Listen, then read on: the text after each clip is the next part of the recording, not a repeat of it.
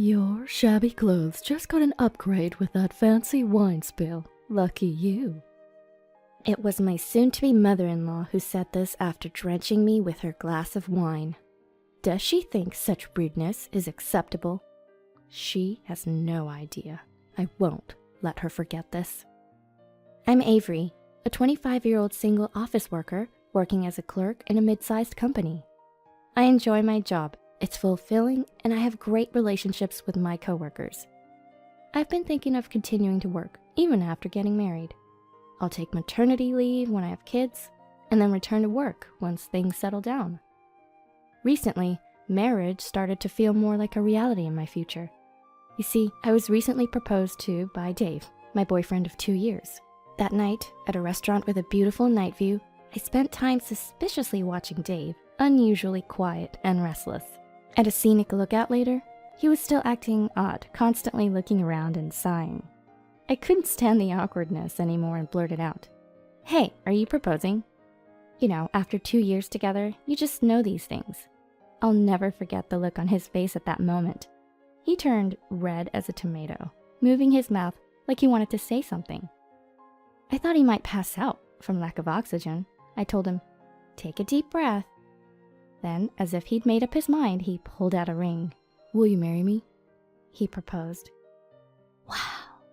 I recalled that moment and unintentionally let out a strange sound, clutching my head. The atmosphere then had helped me stay calm. But now, whenever I think about my behavior and Dave's face at that moment, it's too embarrassing, no matter how many times I recall it. I'm too inconsiderate. I keep telling myself, don't get carried away, marriage is just the beginning. But I can't help but grin. And my colleagues joke around and call me creepy. But right now, I'm too happy to care. Now with marriage on the horizon, first comes the family meeting. I told my parents over breakfast, I'm getting married. Is that so? Oh, really? That was it, simple as that. My parents are easygoing like that. I'm so glad. Being a third of 4 siblings, I guess that's expected. We ended dinner on a great note.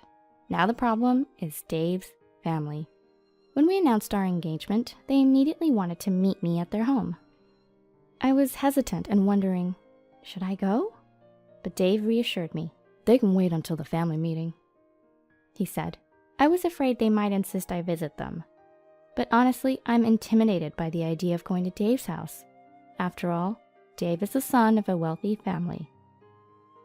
I only recently found out that Dave's dad, Greg, is the CEO of a well-known major corporation. Will everything be okay?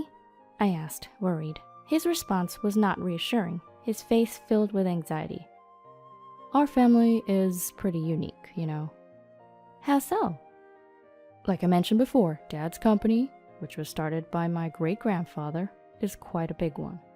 Yeah, you told me about that. Well, Dad is humble, always saying it's all thanks to our ancestors and the employees, not him. But the problem is my mom, Karen, and my sister Charlotte. He spoke casually, not what you'd expect from a son of a wealthy family. I chuckled and nodded. Really? Anyway, their boasting about being rich is just too much. I went to public schools all the way from elementary to high school. Mom always bizarrely looked down on other parents, saying, "Public schools are for poor people." That's something.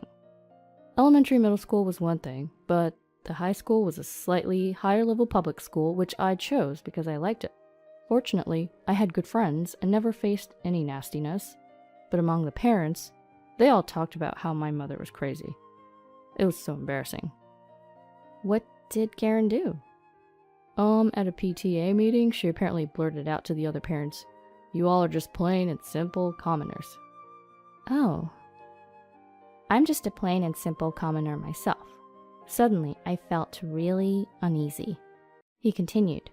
Charlotte's similar, openly declaring she'll only date celebrities. She left, saying she cut off all her school friends because they weren't celebrities. That's quite harsh. That's why I wanted to avoid meeting at home. In a public place, and with your parents there, they'll probably behave. But just a heads up, if Mom or Charlotte says something weird, I apologize in advance. Dave looked worried. I confidently assured him with a smile. It's gonna be fine. though I was far from fine. The day of the family meeting arrived. The venue was a private room in an upscale restaurant Dave had booked. My parents were tense, but I was probably the most nervous. After all, compared to my parents who obviously have lived longer than me, I've rarely been to such places. We arrived early at the restaurant, and soon after, Dave's family arrived and we were shown to the room. There, Dave and I reported our engagement to our families and asked for their blessing. My parents responded, "Congratulations, you two. Dave, please take good care of Avery," said my dad. Then my mom said, "Congratulations to you both, wishing you so much happiness," with the biggest smile. I was most worried about Dave's family, but his father, Greg, seemed very gentle and kind. "Congratulations, Avery. My son may not be the most mature, but I wish you both the best," he said. But then it began. Karen, the problematic one I had heard about. So you're the fiancé, huh? A bit plain for Dave, don't you think?" she said, skipping pleasantries and assessing me. My parents and I were taken aback, but it was too early to be shocked. There was more. Next came Charlotte. "Wait, really? You're marrying someone this ordinary? That's crazy. You definitely don't know any cute celebrities. I wish you did, so you can introduce me to them." As we stood there stunned, Dave hurriedly said, "Okay, let's enjoy the meal." But he couldn't change the awkward atmosphere. The soon-to-be mother-in-law and sister-in-law, unlike the normally dressed Dave and Greg, were in flashy, perfectly done hair and makeup. Their jewelry full of large gems. I wondered if it wasn't too heavy. The makeup seemed a bit too much too. Their clothes, purses, watches, everything they wore was from high-end brands. It's like each item might be nice on its own, but altogether it's a brand traffic jam, mismatched and odd. I realized this seeing them in front of me. Wow, I don't think we'll get along, I thought. But then I told myself, marriage is also about enduring. We can't become a real family overnight, especially when we're still strangers. So I'll gradually get to know them. My noble intentions were completely disregarded, though, the next instant. Again, another blow in the face. "Seriously, you really look plain. Hey, what brand is your dress?" Oh, it's not a particular brand." "Really? I can't believe this. Having someone like you as a sister-in-law is just the worst." I have to try to understand them little by little, I said to myself.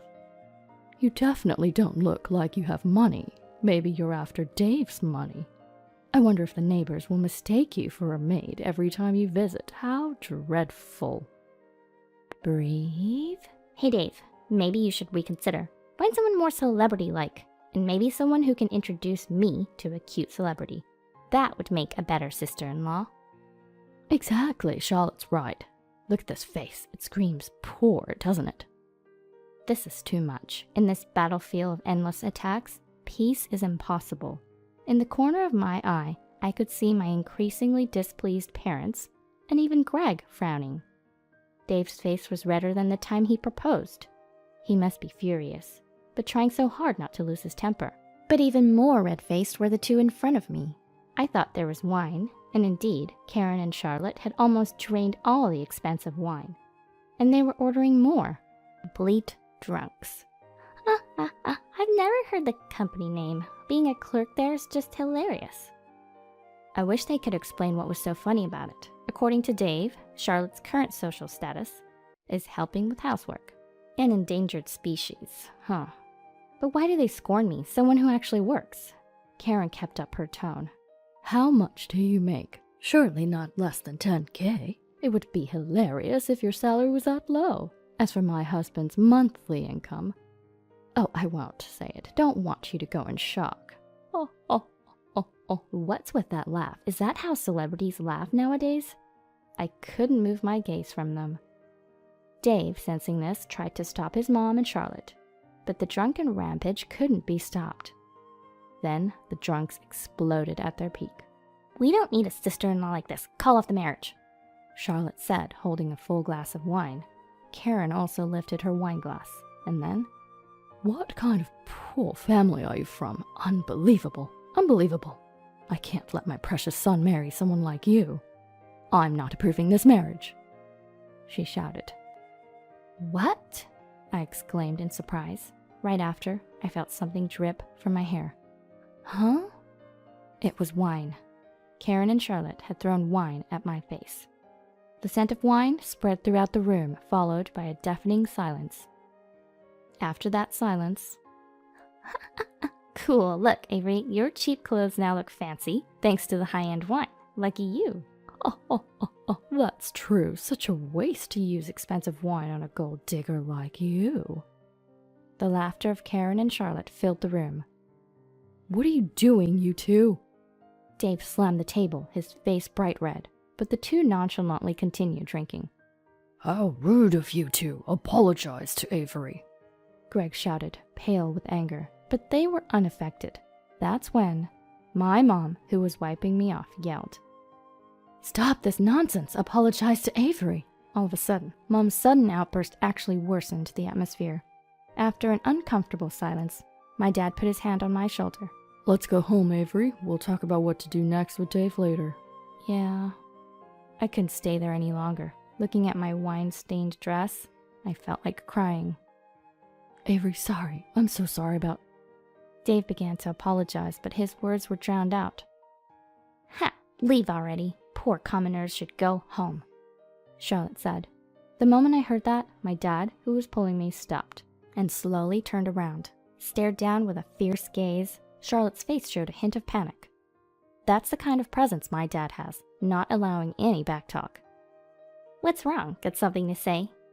She retorted, not backing down.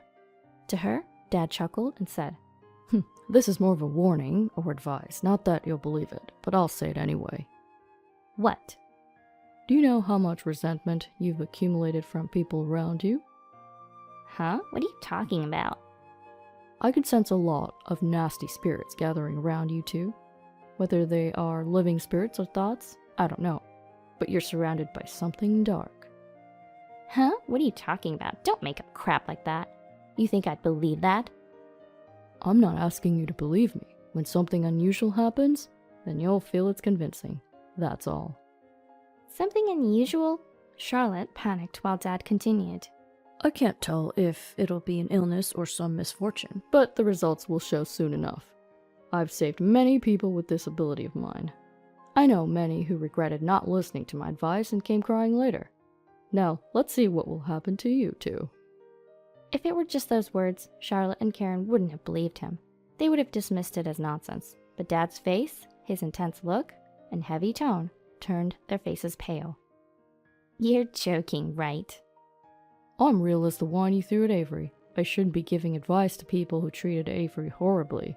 But it's hard to ignore the potential misfortune of my soon-to-be son-in-law's family. Their faces turned pale under his presence. Karen and Charlotte started to tremble. Pointing behind them, Dad said, If you know about that woman with curly hair and the one with dyed brown hair, you should apologize to them now. How do you know about them? Charlotte screamed in fear, and with a glance, we left the scene. The day after the crazy event, Dave rushed to our house. He apologized deeply, vowing to cut ties with his mom and Charlotte. This raised a standing in our family. Then a few days later, Karen and Charlotte came to our house to apologize. "We're so sorry." When I returned from work, they were at the doorstep. What a surprise. There they were, Karen and Charlotte apologizing deeply with my mom looking perplexed, and my dad standing with arms crossed, looking stern. What's happening? As I wondered, Karen yelled out, Just like you said, I got diagnosed with a serious illness. I felt something was off and got it checked out, and it was nearly too late. Charlotte also yelled, "I thought I met a great guy, but he turned out to be a scammer. After being warned, I hired a detective and couldn't believe what he found. If I hadn't listened to your advice, I would have been a victim." And again, the two of them apologized. "We're so sorry for our rude behavior," they said in sync. There was Dad, squatting in front of them, looking down at them on the floor. He looked like a delinquent with an e-cigarette in his mouth, then spoke in a very low voice. You two are apologizing to the wrong person. Shouldn't you apologize to someone else first? With that attitude, the bad spirits won't leave, and more misfortune will come your way, you know. Charlotte, in a panic, said, "You're right." Then she turned to me and apologized deeply again. Avery, I'm sorry. I was wrong. I've learned that money isn't everything in this world. And Karen also apologized again. I'm sorry for doing such terrible things to someone with such an incredible father. I'm now sure you and Dave will build a wonderful family. Maybe your children will inherit his abilities too. I approve of your marriage now. Congratulations. They sure switched gears quickly. What's this all about? It's kind of awkward being apologized to like this. But their apologies kind of feel good. Maybe because they treated me so horribly. I then said, "It's okay. What's done is done. But please go apologize to that restaurant. You messed up their floor." Of course, we've already arranged to compensate for that. Dave and I will get married as planned, but we've agreed not to involve you two anymore. That's all right, isn't it? What? My words seemed unexpected to them. They both exclaimed in surprise. Didn't Dave tell you? You two will be living separately now. What? You and Dave are going to live separately? Of course. No, we will live together. That's not what I mean. Huh? I spoke with Dave and Greg. We decided that you and Charlotte will move out. What? You didn't know? Dave was furious with you and Charlotte, and Greg, agreeing with him, said you'd both be kicked out of the house so you can reflect on your actions. What did you say? Apparently, they really hadn't heard. Greg had apologized repeatedly, blaming himself for spoiling them. He said he would force them to relearn by providing only the bare minimum for living expenses. Avery will have nothing to do with you anymore. He had assured me of that. We didn't know that. So they really hadn't heard. By the way, I saw a big luxury car down the road just now.